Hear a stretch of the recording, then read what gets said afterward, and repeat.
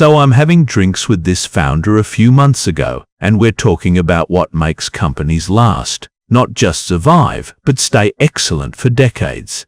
And he looks at me and says, if you want to understand how to build something that actually lasts 50 years, you need to study Yvon Chouinard and Patagonia. Now, I knew the name. Everyone knows Patagonia. But I didn't know the story. So I did what I always do. I went deep. I spent the next week consuming almost everything I could find. His autobiography, Let My People Go Surfing. Decades of interviews, environmental manifestos, profiles written about him from the 1970s all the way to today. And what I discovered was an outlier of outliers. This is a man who built $1 billion company and then gave the entire thing away. Not sold it, gave it away. The entire $3 billion company transferred to environmental trusts. But here's what gets me fired up about this story. He never wanted to be a businessman in the first place. Everything he built, every innovation, every principle, every decision, came from one simple obsession. He just wanted to climb rocks. That's it.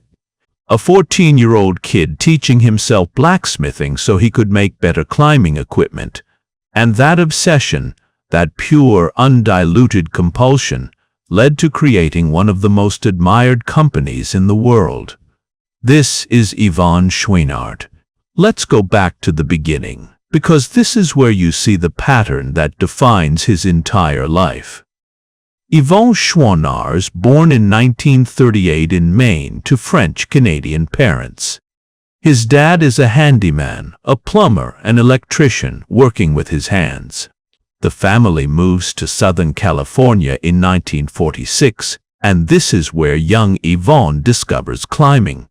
He's 14 years old. A member of the Southern California Falconry Club, by the way. This gives you a sense of the kid we're dealing with. He's catching hawks and falcons as a teenager, and to get to the hawk nests, he has to climb cliffs. That's how it starts. He climbs to get to the birds. But then something happens. Listen to what he says about this moment. I was rappelling down a cliff to reach a falcon's eyrie when I totally forgot about the bird. I suddenly realized that I had found my passion. I had to pause when I read that. This is how obsession announces itself. You're doing one thing, and then suddenly, boom, you discover what you're actually supposed to be doing. He forgot about the falcon. The climb itself became the thing. This reminds me of what Steve Jobs said about calligraphy. How he took that class just because it was interesting, had no practical application, and then years later it became the foundation for the Mac's typography. You can't plan these moments, you just have to be open to obsession when it finds you. So now Yvon is climbing. And here's what's important. This is the 1950s. Rock climbing in America barely exists as a sport. There's no industry, no climbing gyms, no real equipment. The pitons, the metal spikes you hammer into rock cracks, are made of soft iron. You can use them once, maybe twice, and they're bent and useless. This frustrates him. So what does he do? He teaches himself blacksmithing. He's 15, 16 years old, and he's going to junkyards, buying scrap metal, building a forge in his parents' backyard. He's reading books on metallurgy, teaching himself to work with chrome molybdenum steel, harder steel that won't bend. And listen to what he says about this period. I had to climb. Everything else was just a means to climb. Everything else was just a means to climb. This is the philosophy that will define the next 70 years of his life. He doesn't want to be a blacksmith. He doesn't want to start a business. He wants to climb. But to climb the way he wants to climb, he needs better equipment. So he makes better equipment. This is pure problem solving driven by obsession. Now, here's where the business accidentally starts. It's 1957. Chouinard is making these pitons for himself. And his climbing buddies see them and say, "Hey, can you make me one?" So he does. Charges $1.50 each, just covering the cost of materials.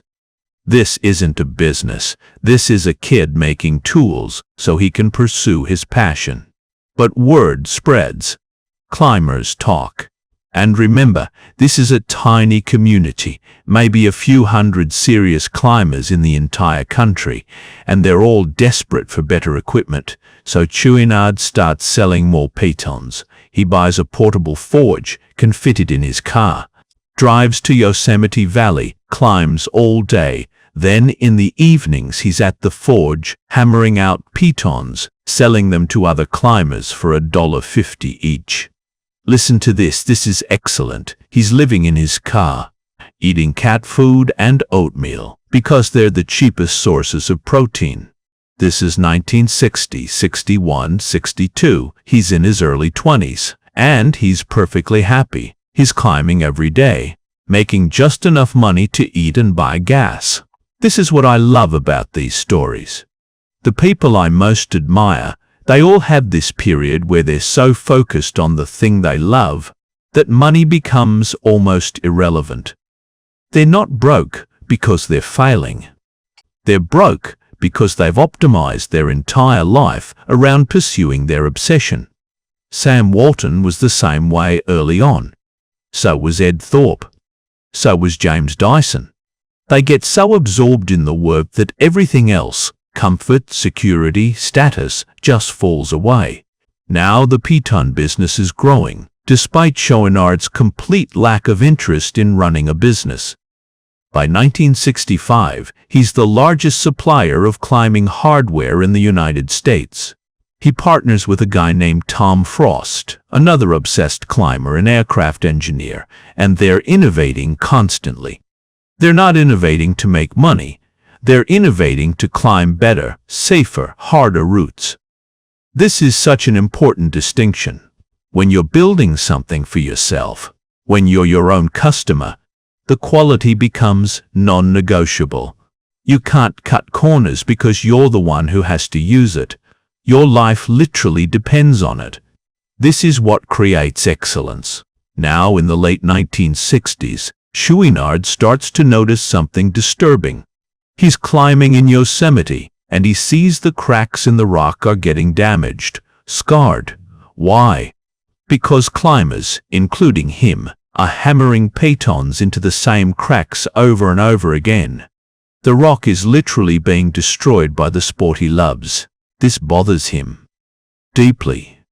So he and Tom Frost start experimenting with aluminum chocks, wedges you can slot into cracks without hammering.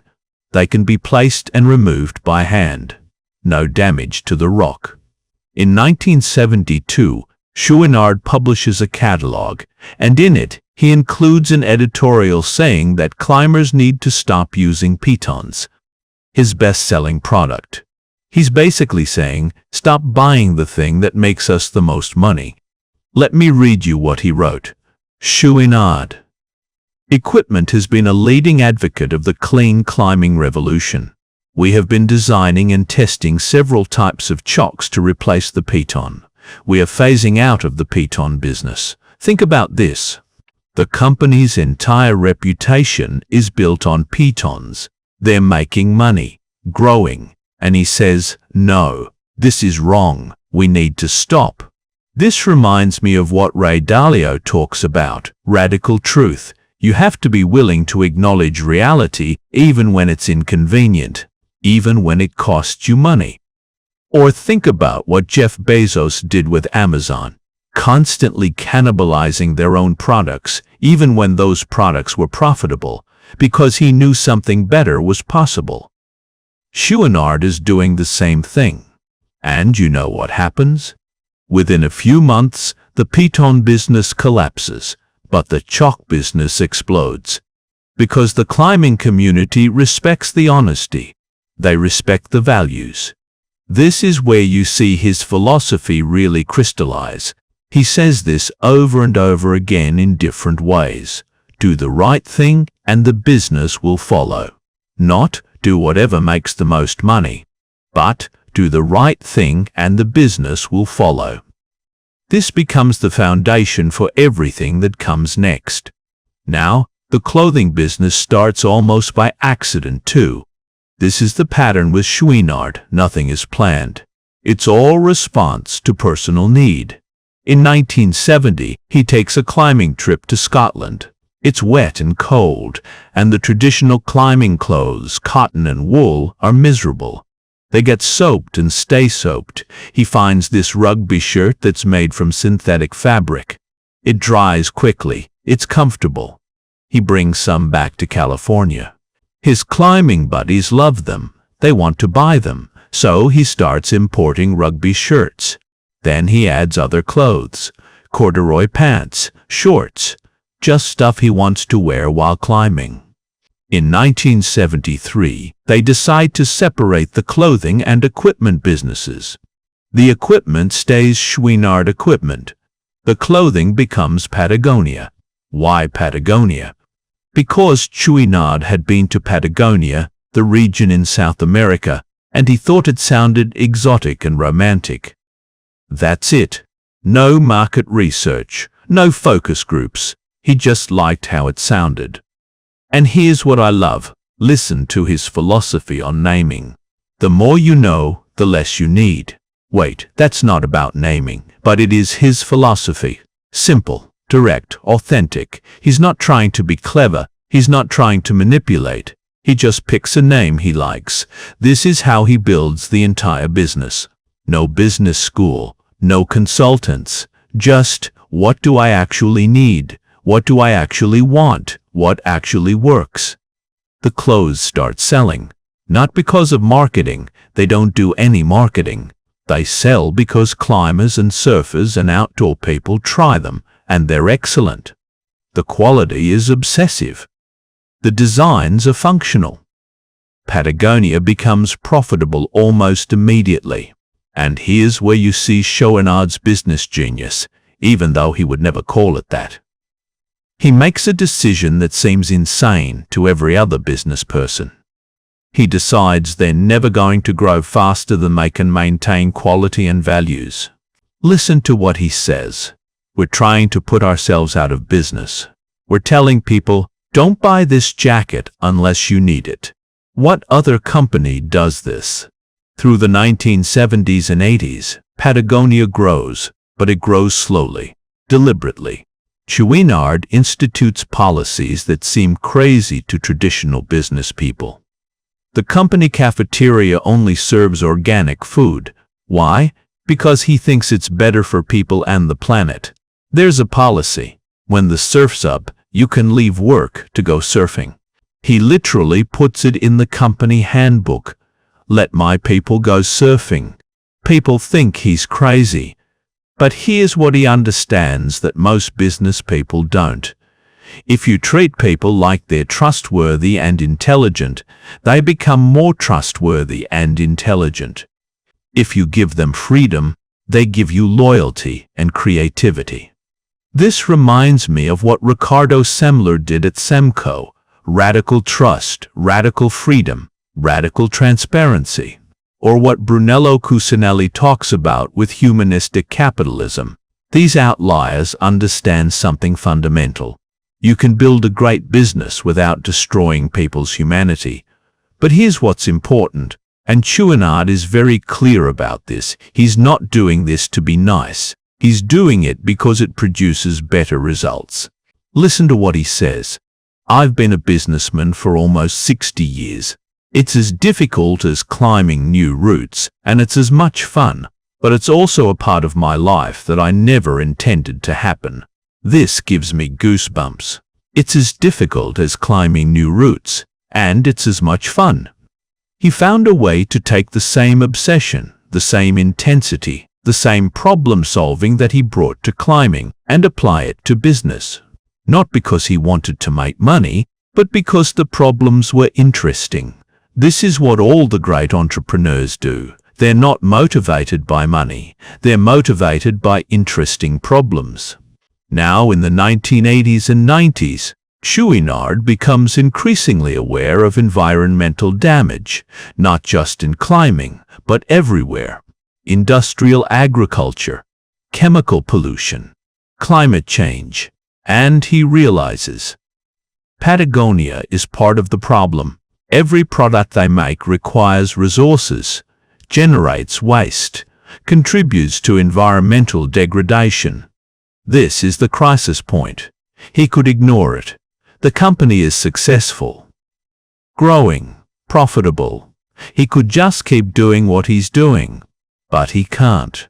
This is not how his mind works. So he starts implementing radical changes.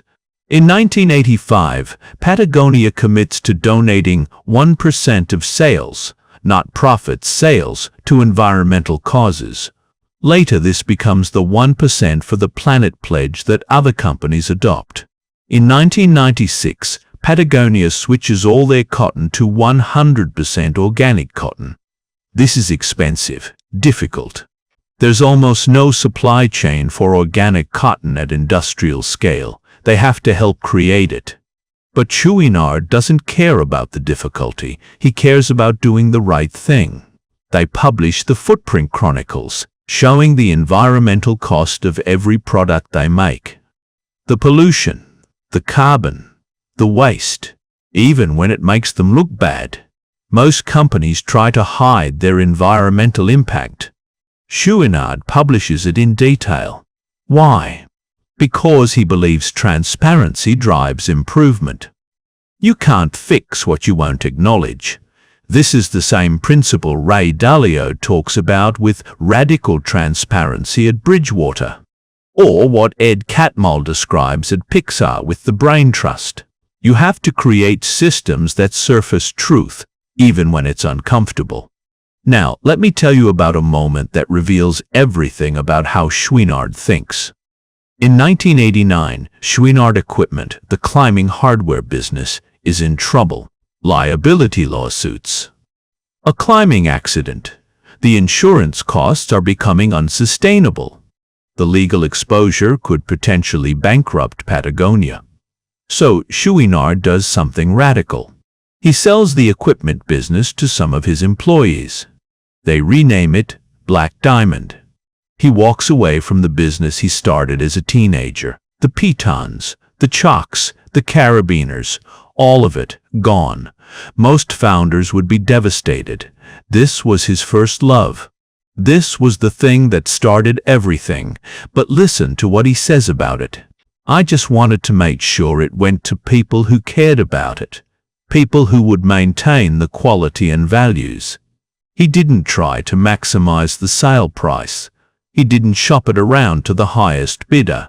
He sold it to employees who understood the culture. This is what Sam Walton did with Walmart stock. He shared ownership with employees because he knew they'd take care of the business better than outside shareholders. This is what Jim Sinegal did at Costco, keeping margins low, paying employees well, because he knew it created better long-term results. These outliers think in decades, not quarters. In 2012, Patagonia changes their mission statement. The old one was something standard. Build the best product, cause no unnecessary harm. Use business to inspire solutions to the environmental crisis.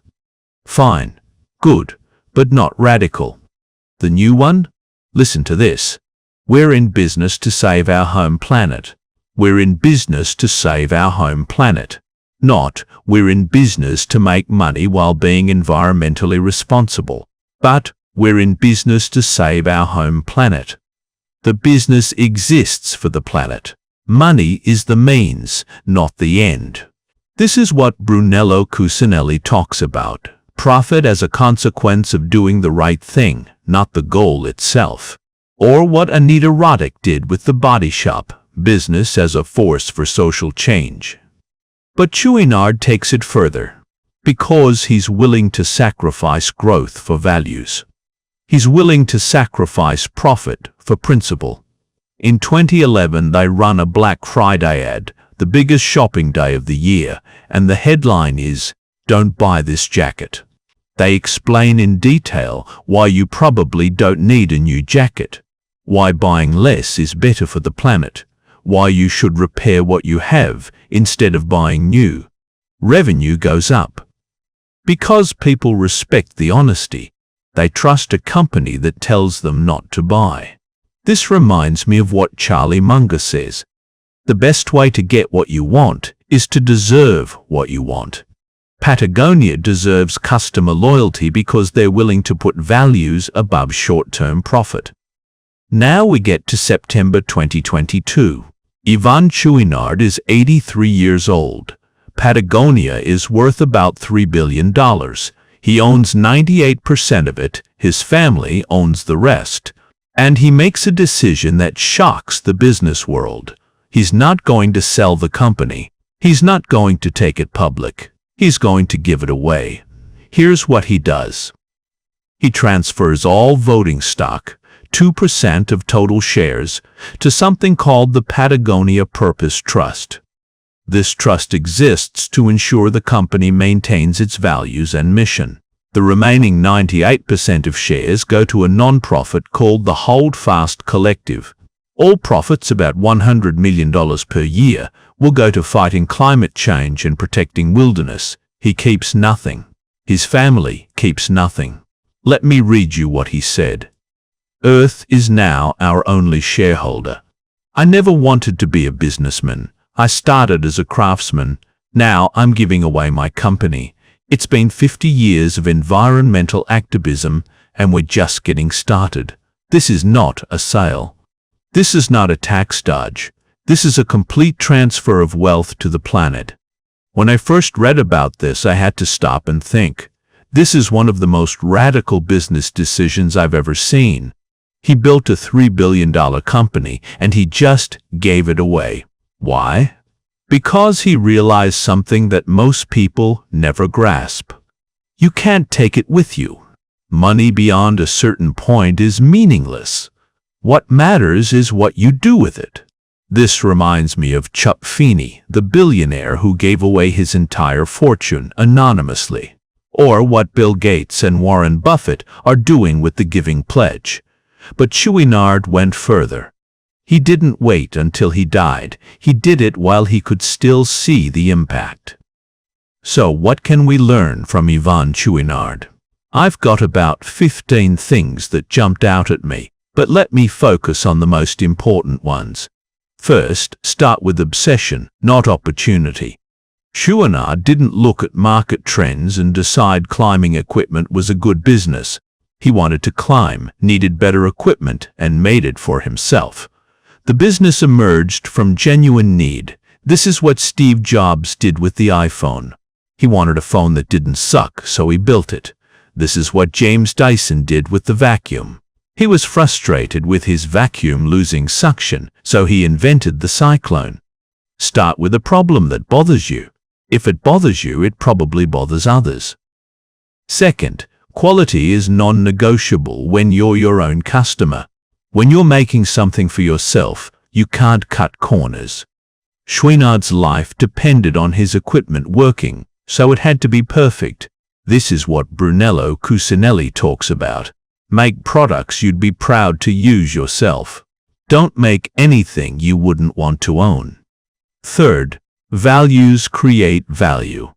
Every time Chouinard made a decision based on values instead of short-term profit, stopping Piton production, using organic cotton, running "Don't buy this jacket" ads, the business got stronger. Why? Because people want to support companies they respect. Trust is the ultimate competitive advantage. Fourth, slow growth is sustainable growth.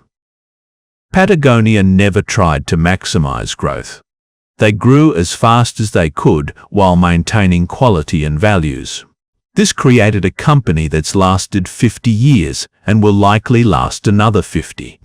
Compare this to companies that grow fast and collapse. WeWork, Theranos, dozens of startups that prioritize growth over fundamentals. Fifth, solve problems as they emerge.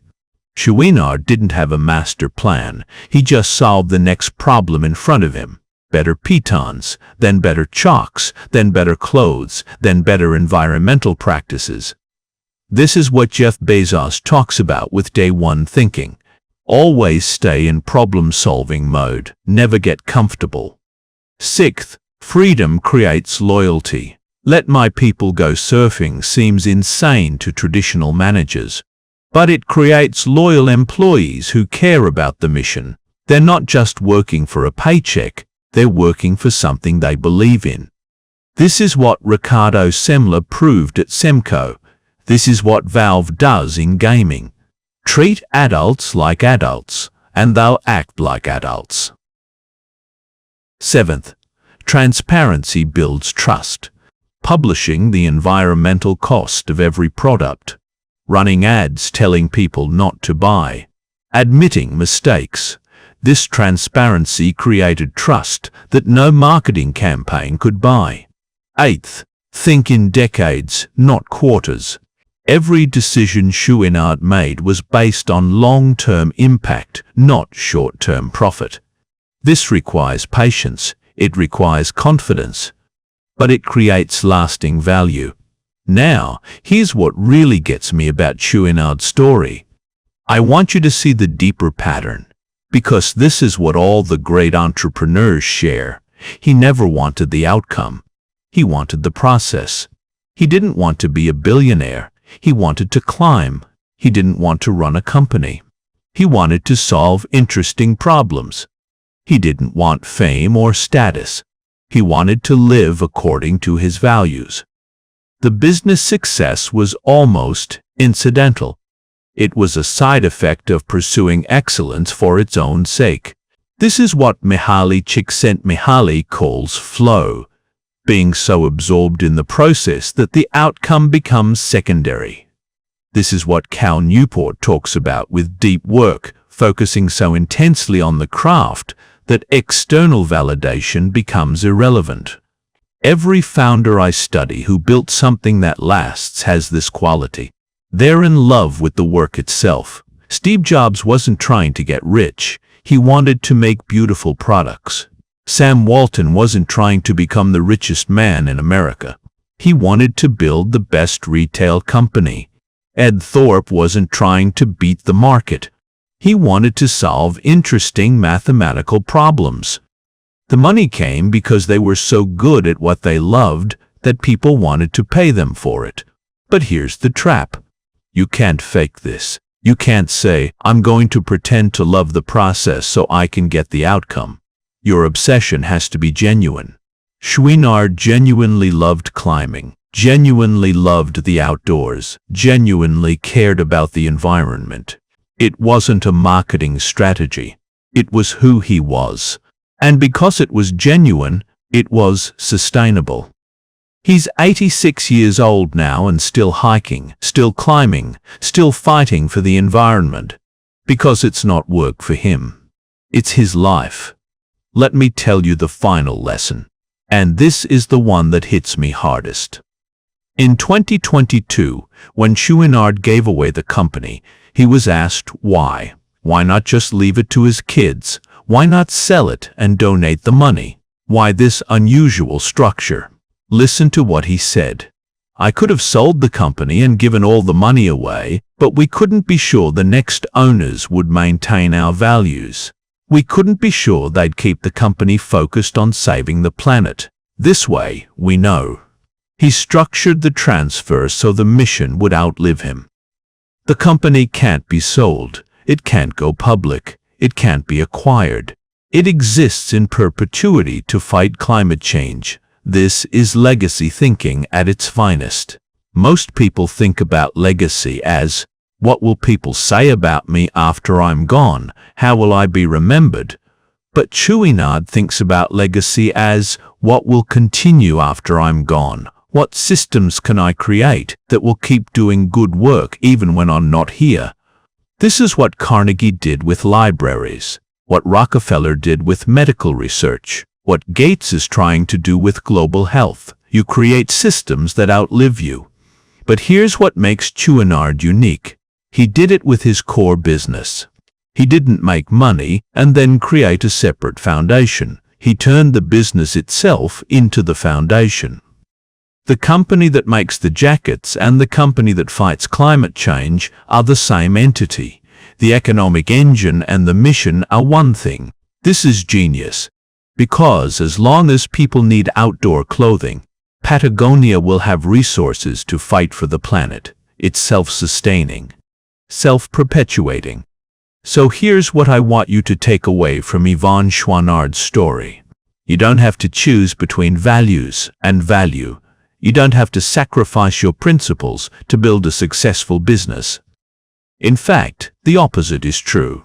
Your values can be your competitive advantage. But, and this is crucial, it only works if it's genuine. You can't fake this. You can't say, I'm going to pretend to care about the environment as a marketing strategy. People see through that immediately. Chouinard cared. Deeply. Obsessively. For 60 years. That's why it worked. So the question isn't, how do I build a business like Patagonia? The question is, what do I actually care about? What problems do I genuinely want to solve? What kind of life do I actually want to live? Answer those questions honestly, and then build something aligned with those answers. It might take 60 years. It might never make you a billionaire, but you'll have something more valuable. A life lived according to your own values. Chouinard said it best. The more you know, the less you need. He knew himself, he knew what mattered, and he didn't need anything beyond that. This is the path to a life well lived. Alright, that's Yvon Chouinard. If you want to go deeper on this, I highly recommend reading Let My People Go Surfing. It's his autobiography and company philosophy all in one. Also check out The Responsible Company, which he co-wrote about sustainable business practices. If you enjoyed this episode, please share it with someone who needs to hear it. And if you haven't subscribed yet, what are you waiting for? We're studying the greatest entrepreneurs who ever lived. This is the best education you can get. I'll talk to you again soon.